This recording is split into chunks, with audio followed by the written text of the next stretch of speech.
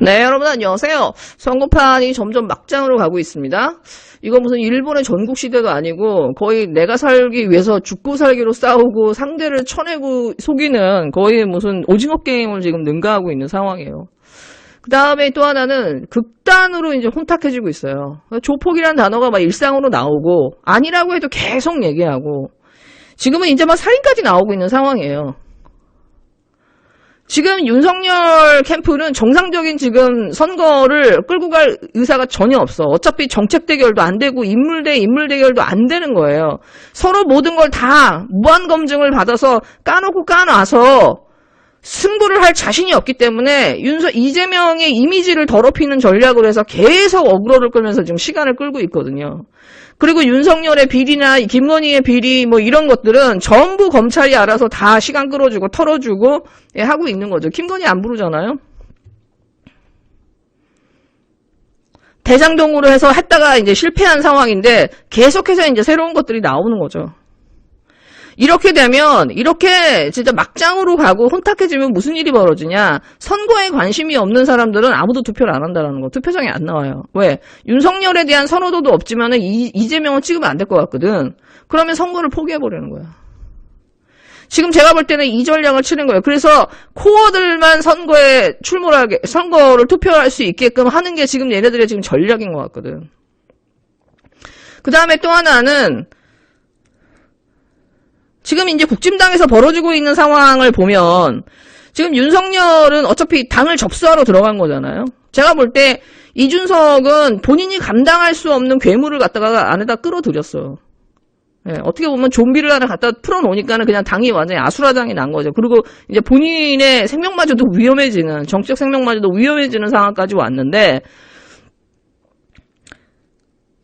지금 표면적으로 지금 드러나는 거는 이제 여러 가지가 있지만, 어저께도 이제 이수정인가? 이 교수.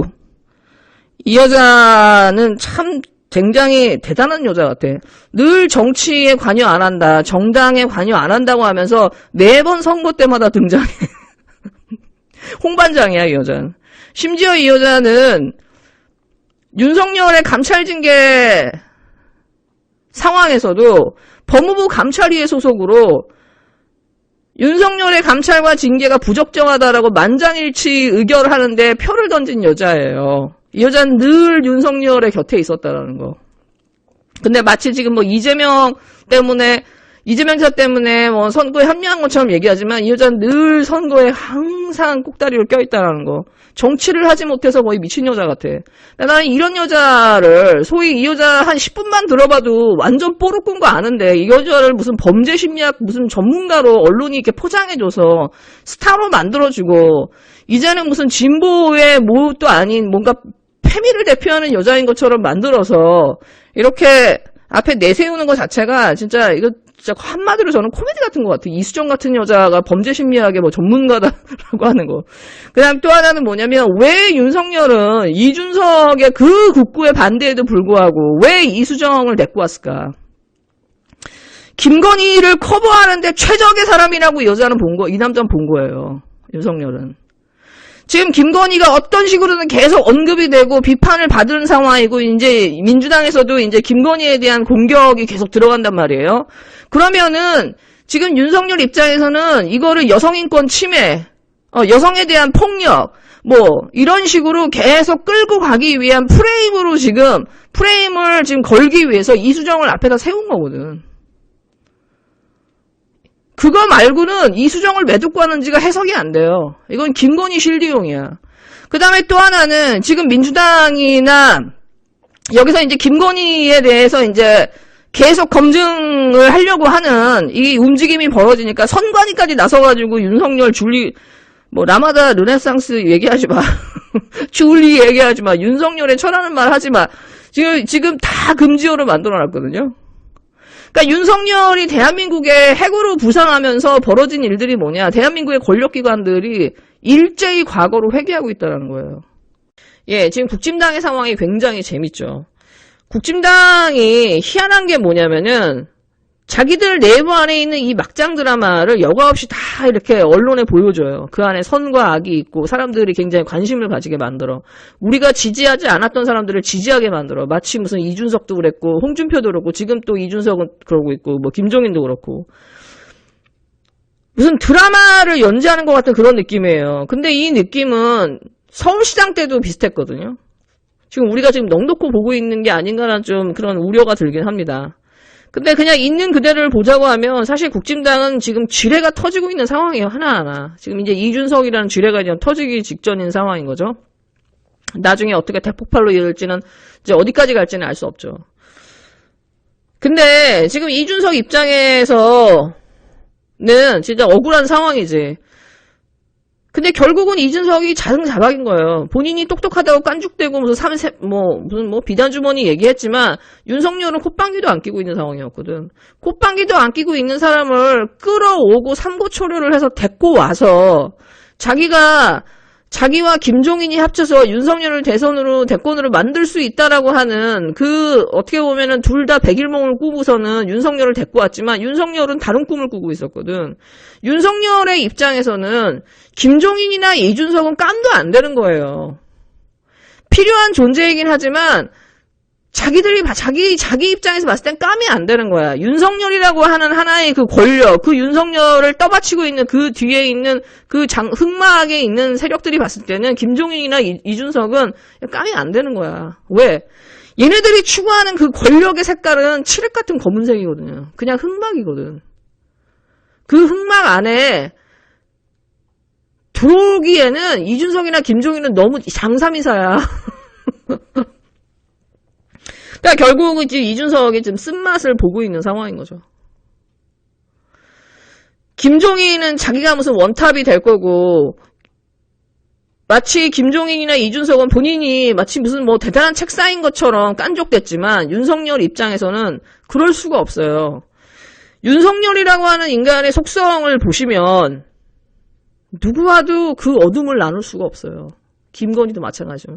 지금 자기의 와이프를 꼭꼭 숨기잖아요. 김건희 본 사람이 없을 정도로. 김건희가 마치 출몰하는 게 무슨 넷소나 무슨 거인족 출연하듯이 무슨 출몰하는 수준인 거잖아요.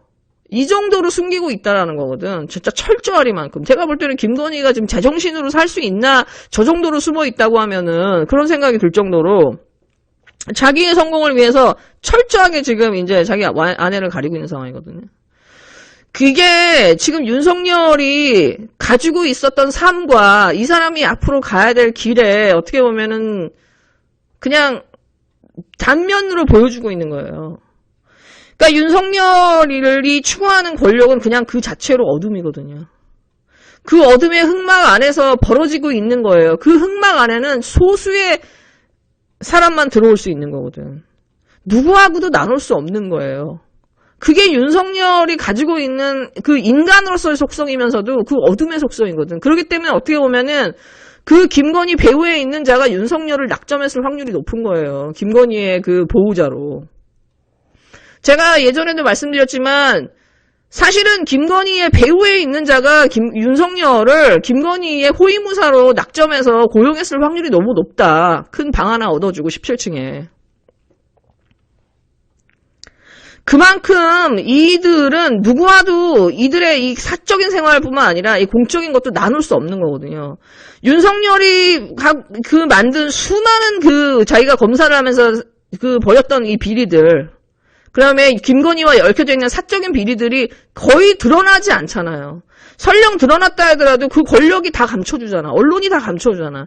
그 윤석열의 배후에 있는 사람들이 이런 거거든. 근데 이런 정말 누구와도 나눌 수 없고 공개될 수도 없고 처벌될 수도 없는 이들만의 이 카르텔 안에 정점에 있는 이 마름 같은 인간이 대통령이 된다 그러면 이 대한민국은 이명박근혜를 능가하는 진짜 거의 진짜 극강의 어둠으로 갈 확률이 제가 볼 때는 거의 100%예요. 10,000%.